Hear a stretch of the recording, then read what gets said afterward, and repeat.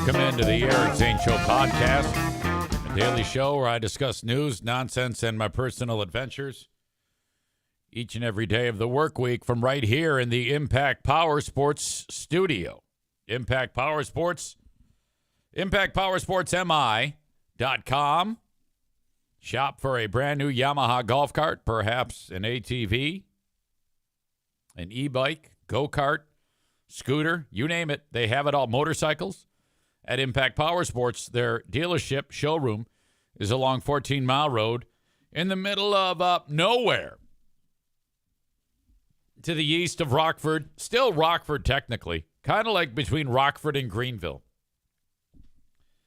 And you can visit there and say hello. Please mention me when you visit, as always, when it comes to all of my sponsors. Very, very important for you to mention the names, or my name, when you say hello to the sponsors. We are off and running. And right away, I wanted to get into a horrifically embarrassing moment again for me. And the best types of these embarrassing moments are when there are witnesses. And there was definitely a witness to this. And it is a member of the chat. That would be Chris D, or Man Bun Chris, as he's known. Now, Chris is, of course, the driving key, the main cog, if you will, of the Michigan Rangers program. And they have a semi-pro football club that I do the PA announcing for.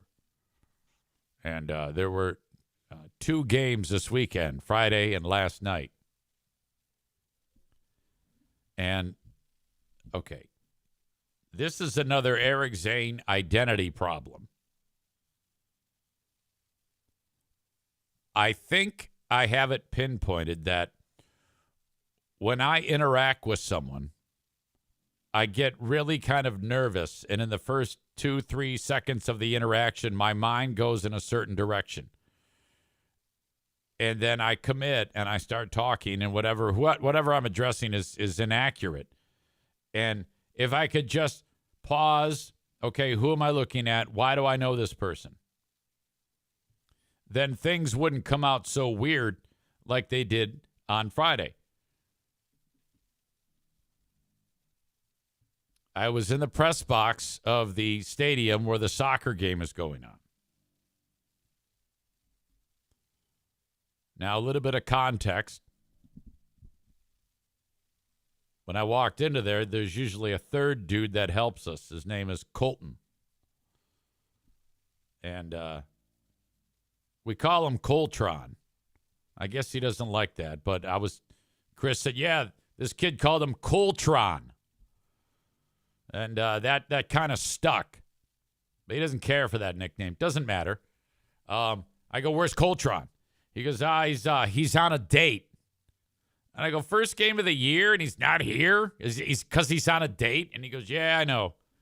I go, oh, my God. Okay. Put a pin in that, as they say. While I'm in the press box, I'm looking down at the fans, and I see some folks that I recognize. And so I mentioned them in a silly way. Like one of them, his name is Joe Roper. And he's a teacher. He teaches with Diana. And I see in our house, he's known as Mr. Roper because he taught one of our kids or half our kids or all of them. I don't know. And the guy makes me sick, too, because he always looks so young. He hasn't aged in like 20 years. And I'm looking down. I go, oh, it's a star-studded event. We've got Joe Roper here. And he gets a big pop. You know, his friends are there. And he puts his hand up, and he looks at me, and he gives me a thumbs up. And I'm like, hey, Joe Roper, all right. Now, so later on, okay, so that ends. Next thing I know is there's a person walking into the press box. And I don't even know why I told you that first part about Joe Roper. Just forget I told you that. It's confusing. All you need to know is that Coltron went on a date. Man Bun Chris is now here. He witnessed all this. Shortly after I find out that Coltron went on a date, someone walks into the press box. And I go, "Hey, Coltron!" And the guy goes, "Hey?" Now, Coltron is young and has hair. This guy is old and has none. This is not Coltron. Why I thought it was him, I don't know, because Chris just told me he won't be there tonight. Yet there I am as this guy walks in and says, "Hey." Now I know this guy. But now that I've confused myself and him, I go, "Aren't you on a date?" And he looks at me and he goes, "No, my wife's on a date." I think he was just being funny. And then I realized who this is. This is a guy by the name of Eric, who I had just seen 2 weeks earlier at an event for Frank Fuss's Agent Equity Group. I had spent part of an evening with him at the casino hanging out with him. So I know who this is. Eric's wife teaches with Roper, and they're pals. So they were sitting next to each other, and he's like, "Oh, that's easy up there. I'm going to go say hello," which is totally cool. But there I am, and I don't know who he is for probably a 5 to 10 second period of time. And then it all clicks in my brain. The puzzle pieces fit together. At some point, I look at Chris D, and I'm like, "What the fuck did I just do?" And this guy's totally flummoxed. And then I'm like, I pull it together, and I go, "Oh, Eric, yeah, hey, buddy, glad you're here. Oh, he's sitting with Roper? Oh, that's cool. Okay, I'll shout you out. Yeah, all right." And then I just happened to be on my way out when I turned around. So then I walked out of the press box. Then I realized, and I walked back in, and that dude has now gone. And I look at Chris. I go, "I'm glad you saw that. I am so glad that you witnessed that." Okay? Because that's exactly what has happened anytime I'm out in public. If I see anybody, that moment is going to happen. So I know Man Bun Chris has seen that happen. I know that Kevin Kuipers has witnessed that. I'm sure some of you other audience members, maybe at a point in time, have even had it happen to you. "Oh, hey, I say you're one person, but you're not." It's ridiculous. It is so frustrating when I do that. Confusing, awkward. Chris writes, "So uncomfortable." Yeah, he just had this look on his face like, why are you calling him Coltron? That's ridiculous. Oh, my God. So that happened. Last night, stand by, was another game there, so we meet again. And nothing like that happened, but it was the Rangers are playing a team from the Chicago area, and they come in, and they're coached by a chick. So it's all dudes, and this one chick is coaching them, and she's like super pissed off. And she, Coltron is now with me and Chris, and at halftime, it's his job to deliver the pizzas down to the visiting team because that's part of what Chris is hosting. He has to pay for that shit and delivers it to him. So Colt goes down and delivers the pizza, and he comes back and he goes, "Oh my God," because the visitors weren't playing that well. And I guess in the locker room, she was ripping them a new asshole. And she's like, "What the fuck? You guys play like you don't have any balls." She's totally beating the shit out of these guys. And we're like, holy fuck. Chris says there was another red card post game after you left. It got messy. Oh, man. Yeah, it was a lot of high tension late. As a guy from the other team at one point, he hit one of our guys a little too aggressive, and the dude for our team is a little fella. I mean, he's a teeny weeny little cutie patootie, teeny tiny guy. I mean, he looks like my grandson who just turned 12. He's that little. I described him as so small, he looks like Stephen Hawking before the ALS. And it's so true. His name is Cesar Little or something. I don't know, but he's just a little fuck. He's cute. Anyway, he got hammered. And then there was almost a fight. Our guy went after him, but then they ended up like keeping him away. So that dude got his second yellow. And I guess when you get 2 yellows, you get a red. And then, like, you're in big trouble. But then our fans, they started to heckle the bench. Chris laughing at the crack when I said, does Cesar sleep in a drawer? Somebody starts heckling their bench, and they start giving it back to the fans. And I hear somebody from their bench go, why don't you shut the fuck up? And I'm like, oh. God, there's kids everywhere. It's like, oh, fuck, Jesus, come on. It was cold, though. It was really cold. That probably kept the fans down. There just weren't the people there that we thought that there would be. But I'll let you know when the next game is. You should go. I think it costs you like $12, which there was some consternation about the price, which I don't think that's bad at all.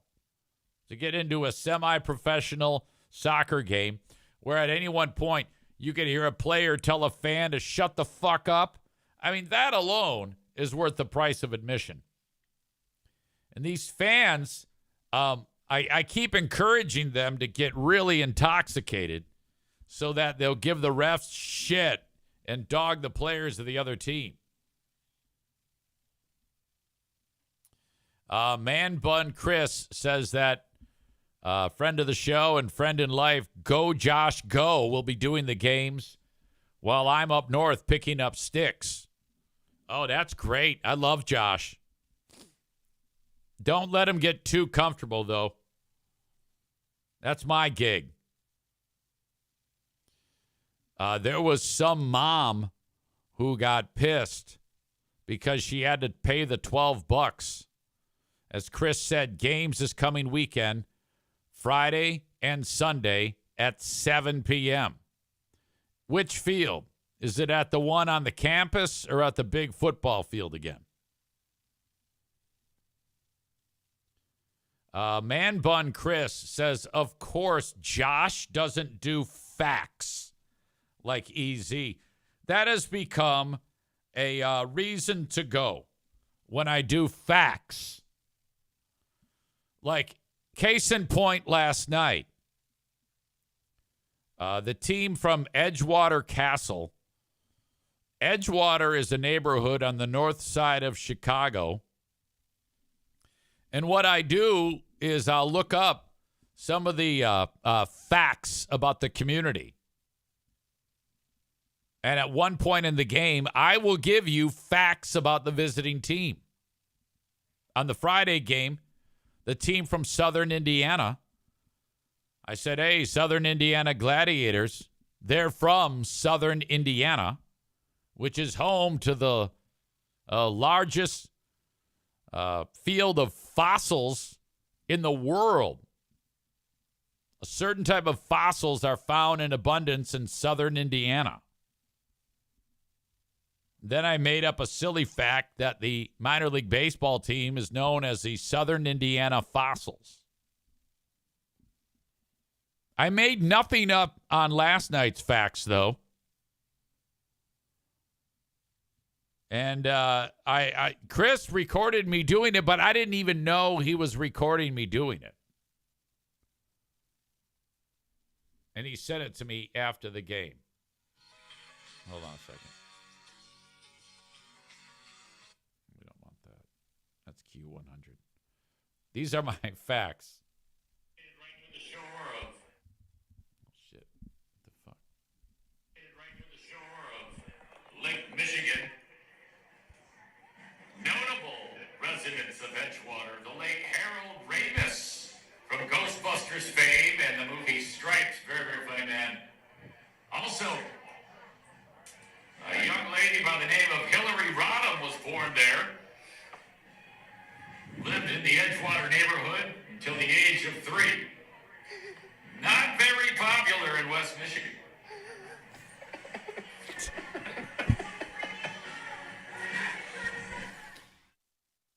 Easy's facts at the Rangers soccer game. Man Bun Chris says, you sound like Lou Gehrig played it this way. Yeah, we got a sweet echo there, which, by the way, during the game, in the Friday game, Chris is running the clock. And he sucks at it. He's absolute shit. And last year, he fucked it up all year. And first game, each half is 45 minutes. And literally all you have to do is hit start and don't touch it. And then 15 minutes into the game, the clock stops and the horn goes off. Like that's the end of the half. So I'm like, oh my God. And so it was completely a disaster. He had to go back and then everything was screwed up. Okay. And then the refs are looking up at the press box and I have to key on the mic and say, yeah, we got it. It's, we're working on it right now. It was just fucking weird. But, Chris says the Daktronics at the football field is like the Da Vinci Code. Yeah, those devices, that's the maker. They're the only ones that make these things called Daktronics. They make scoreboards. The one at the hockey rink is the same goddamn way. And the only person who knows how to run it is, the off-ice official that I sit next to. I'm not allowed to say her name anymore because there was a big stink that went down during this past hockey season because of one of these people was a total bitch and fucked everything up. So now I don't say those people's names anymore because I get mean emails and crybaby reactions, and I frankly don't want to deal with the bullshit. But anyway, this other fucker who's useless filled in one game. And I knew we were fucked in that game. This happened a couple years ago. 11,000 people in the arena. And this guy is old. And everything is slow, And very rarely, but once in a while, maybe once a game, I guess it isn't that rare, the ref will drop the puck or somehow the clock will start. There'll be a mix-up, and you have to go and reset the clock. And that was the problem. So all the refs look at the clock, and they're waiting for the clock guy to go thumbs up. Like, I got it. I fixed it. And that doesn't happen. And this moron is then looking at the thing, hitting buttons, and he can't get it right. All of a sudden, the whole scoreboard goes dark. We don't know what's going on. It's a nightmare. Ref skates over. He talks to that little hole. He goes, everything all right? And this guy goes, no. And I'm like, what the fuck? So I'm seated right next to him. And he's panicking. Now it's getting worse. And I can tell people are looking at me, and I'm like, look, I don't know how to operate that thing. It's not my fault if the fill-in guy doesn't know what he's doing. This is terrible. And he continued to fall apart and come unglued. And it probably took about 3 minutes. It was so incredibly awkward. My God, I'll never forget that. All right. So then the second half started, and I was able to help out because I was rolling the time on my cell phone in case shit went bad. But Chris finally got his shit together. Chris says, in college, I also did shot clock for basketball games at Cornerstone and always fudged that up too. Yeah, big time. Speaking of fudge, this is horrible. I had the most ridiculous Code Brown on Saturday. And I normally, now I'm going to go work backwards and tell you what led to this nonsense. Son of a bitch.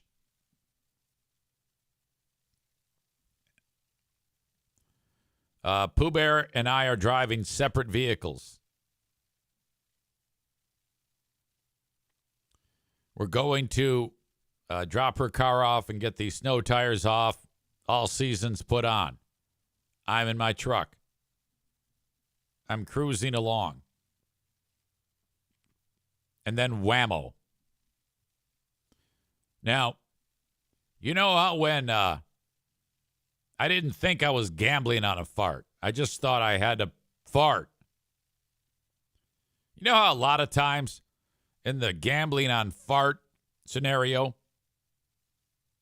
whether you know you are or whether you know that you're not, there's usually some fart that precedes when the disaster happens.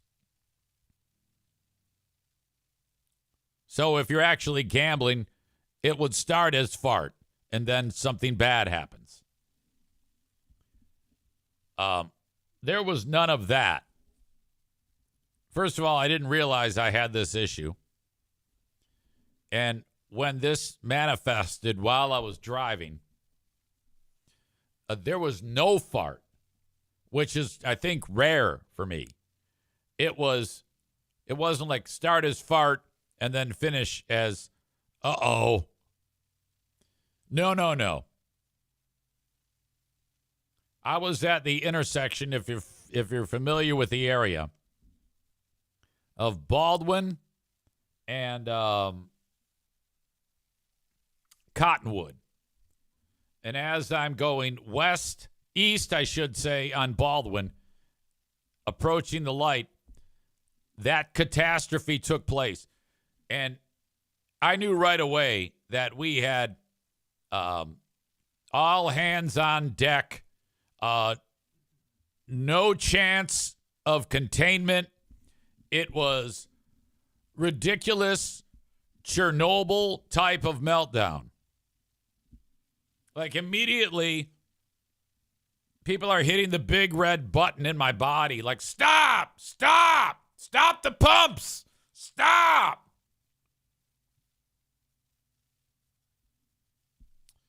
As I get through the light, I immediately put on my blinker. There's a Walgreens there. And as I'm turning right, I'm calling Pooh Bear. And I give her the news. I go, I just pooped my pants.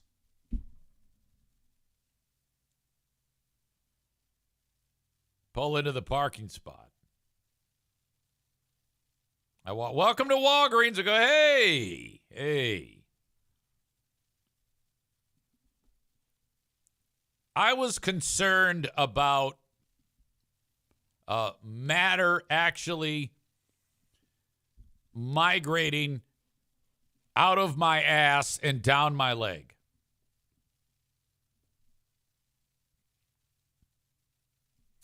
Jeremy writes, not Walgreens, Wall Browns.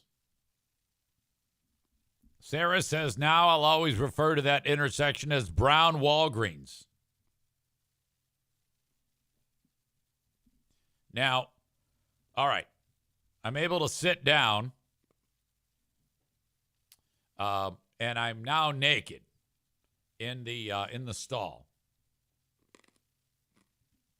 I kicked off my shoes and pulled my sweats off and my underwear. The underwear is laying there. My phone is up on the toilet thing. I notice, soon after that, the door opens. And from when you're walking in, you can see, he would be able to see my pants, shoes, and underwear. I guarantee you he saw it.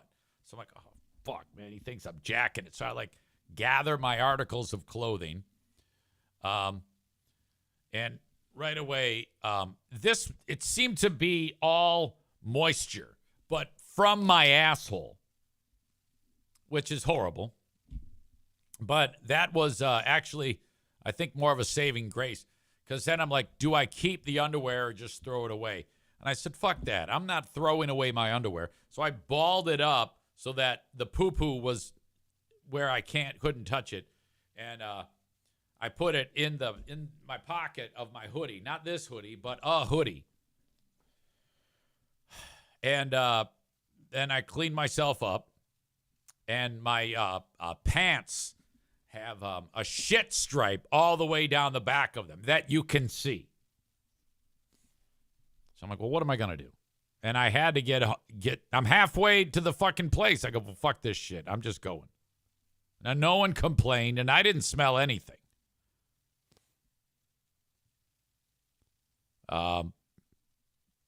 Later on in the day, the underwear was on the steps. And she goes, you didn't throw those away? They've been sitting there all day?